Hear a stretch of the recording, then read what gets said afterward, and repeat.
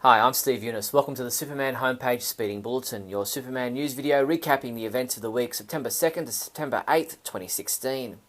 Our top news stories this week included Tyler Hoechlin talks about flying as Superman on the Supergirl TV series, DC Comics announces a 4-part Supergirl miniseries, and a public memorial for Noel Neill will be held in November. Let's check out these news stories and more in this week's Speeding Bulletin.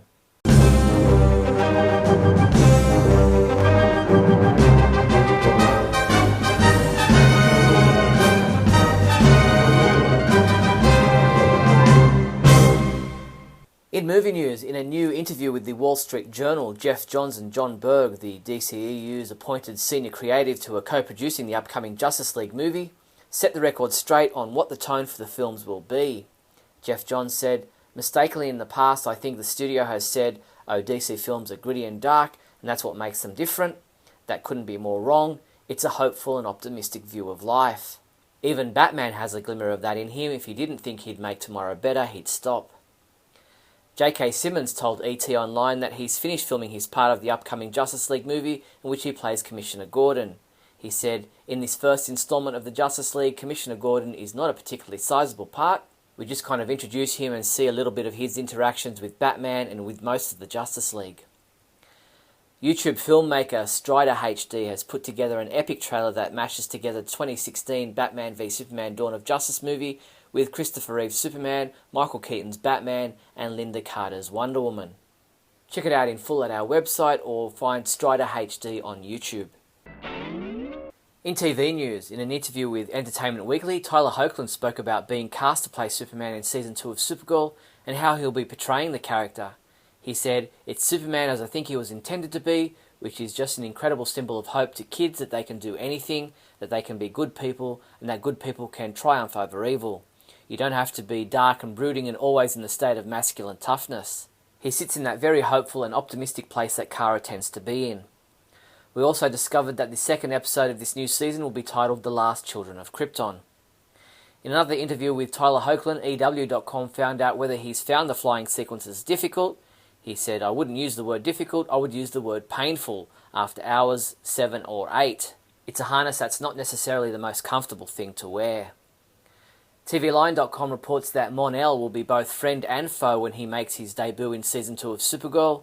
Now, it may be a bit of a spoiler, but it appears Mon-El is the passenger on board the crash-landed space pod seen in the Season 1 finale.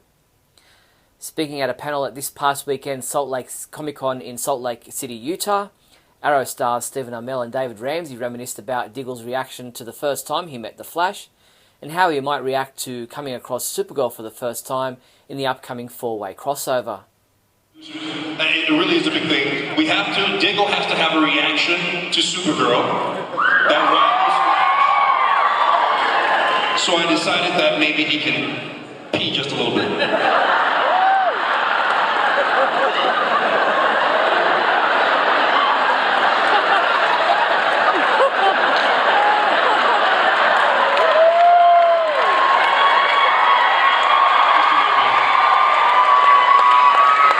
John, she's an alien, and she can fly, and she's from a different Earth. She peed a little bit.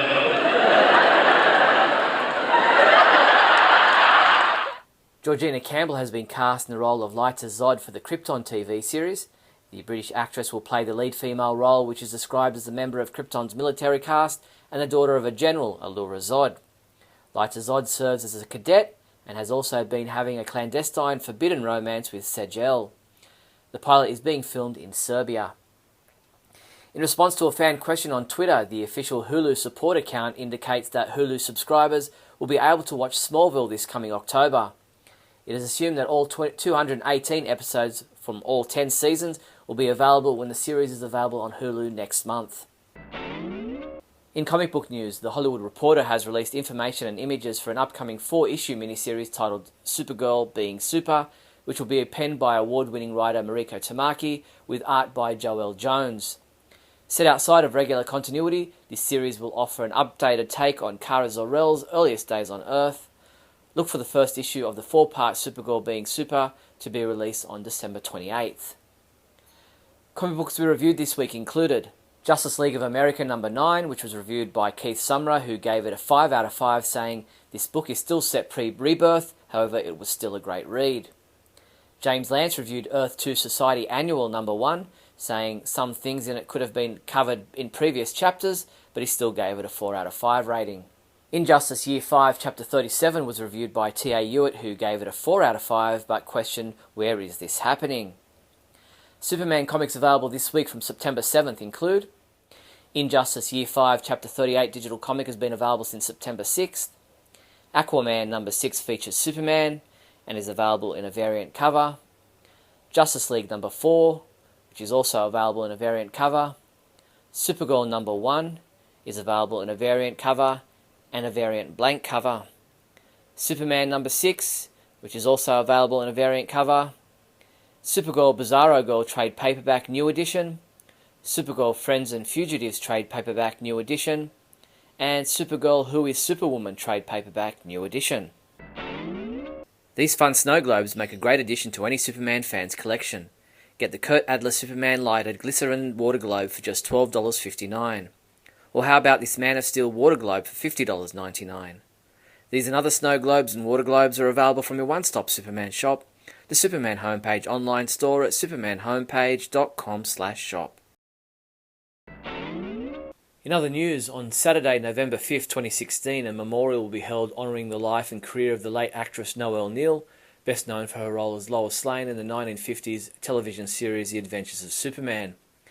The event will be held, appropriately enough, in the southern Illinois town of Metropolis, where Noelle was present in 2010 for the dedication of a statue, Lois Lane, modelled after her likeness. I was honoured to be invited to speak at the event, but as I can't be there in person, I'll be sending a video tribute. Six Flags Over Georgia, in partnership with Warner Brothers Consumer Products and DC Entertainment, announced this week that an all-new 4D interactive thrill ride, Justice League Battle for Metropolis, will be headed to Six Flags Over Georgia in 2017. The amazing thrill ride was recently named by USA Today readers as one of the top 10 new amusement park attractions of the year, and was most recently awarded the brass ring for Best New Product in the World by the International Association of Amusement Parks and Attractions. The 14th episode of Season 2 of the DC Superhero Girls animated shorts is now online. Titled Hero of the Month Frost, whether it's fighting supervillains or solving complex chemistry equations, Frost always keeps her cool. See her in action as Hero of the Month in this new episode of DC Superhero Girls, which debut bi-weekly on the DC Superhero Girls website and their YouTube channel. That's all the news there was for the week September 2nd to September 8th.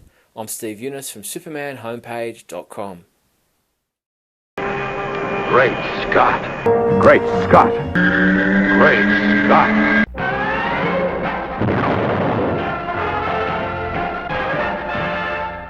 Hello everyone, and welcome to another fabulous episode of Great Scott. I'm Scotty V.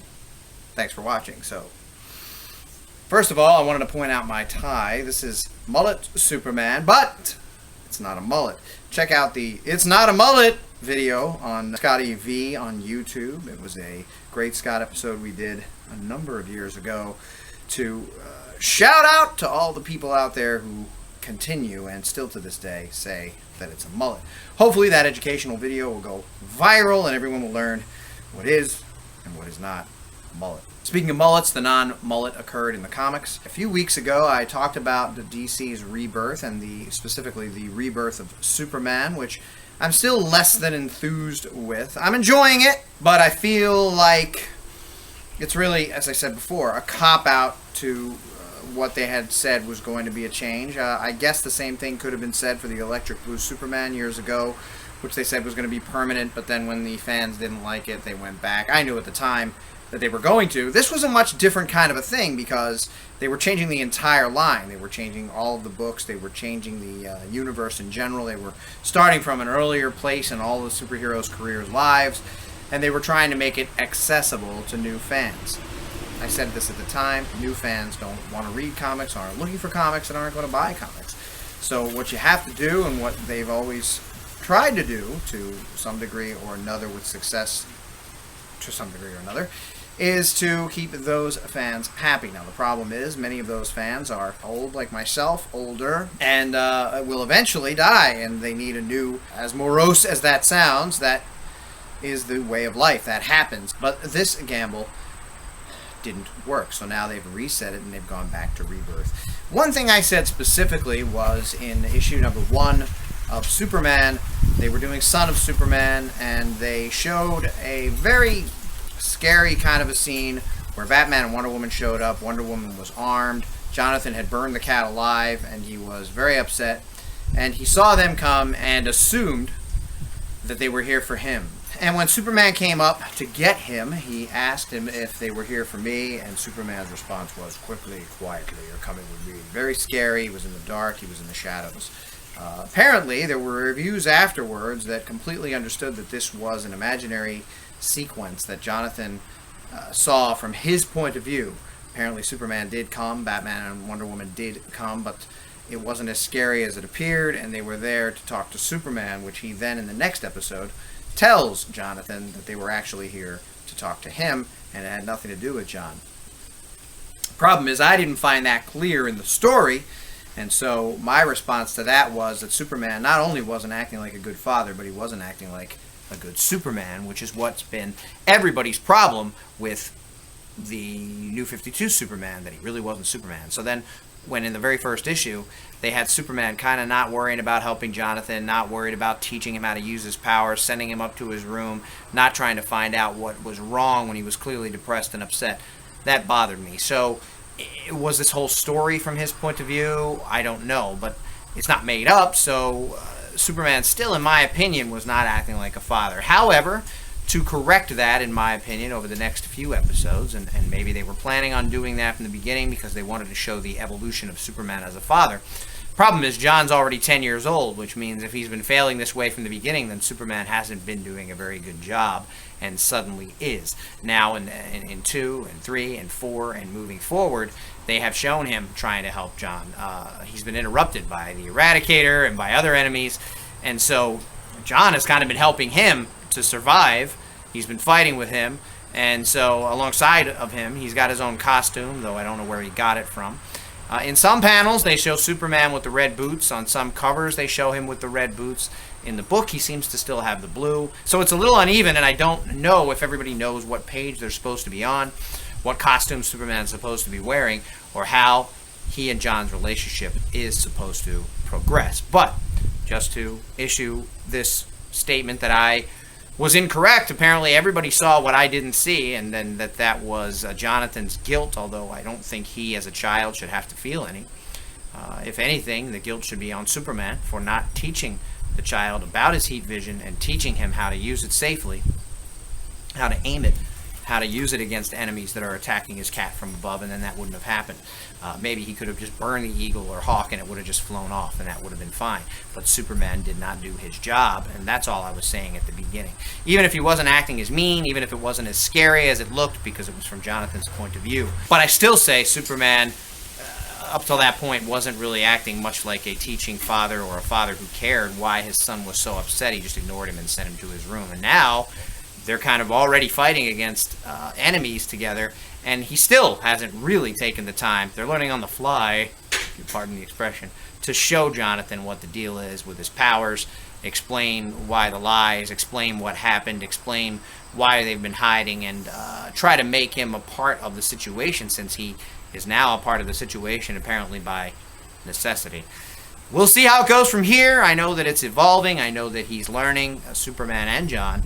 I just think that after 10 years of being a father and being in hiding, Superman probably should have acted more like a father who loved his son and cared and wanted to show him before we got to that point. Thanks for watching, everyone, and remember, always look up in the sky.